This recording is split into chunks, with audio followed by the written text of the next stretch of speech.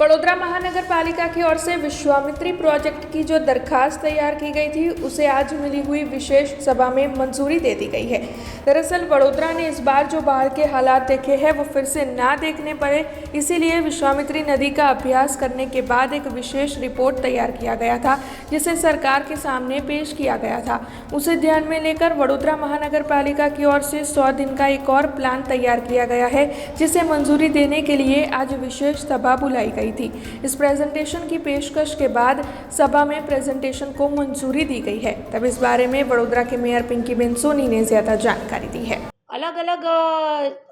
સૌ સભાસદશ્રીઓ દ્વારા પોતપોતાની રીતે જે યોગ્ય લાગે તે રીતે સૂચનો કરવામાં આવતા હોય છે। તો ઘણા સૂચન એવા પણ હતા કે જ્યારે આપણે જ્યારે ડિસિલ્ટિંગ કરીએ છીએ ને જ્યારે ડ્રેઝિંગ કરવામાં આવે છે તો જેટલા પણ પહેલાં અલગ અલગ સ્થાનો કે જ્યાં સરકારી જમીન છે અને જ્યાં પાણીના સંગ્રહની શક્યતા છે ત્યાં આપણે તળાવ બનાવીશું, એ રીતનું સંગ્રહ સ્થાનો ઊભા કરવાની જે આયોજન છે તો એના સંદર્ભમાં એવું પણ સૂચન આવ્યું છે કે જ્યારે આવી રીતે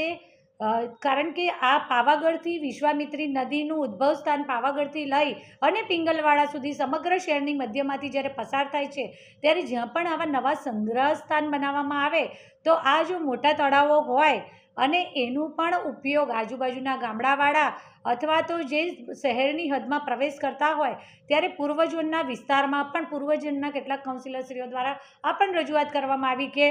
આ પાણીનો ઉપયોગ સમગ્ર વર્ષ દરમિયાન લોકો કરી શકે ત્યારે ફરી ચોમાસાની નજીક પહોંચવાના સમયગાળા સુધીમાં ચોક્કસ આ તળાવોનું પાણીનું લેવલ डाउन થયું હોય। जुड़े रहने के लिए हमारे YouTube चैनल को सब्सक्राइब करें और नई वीडियो की नोटिफिकेशन के लिए बेल आइकॉन को दबाएं।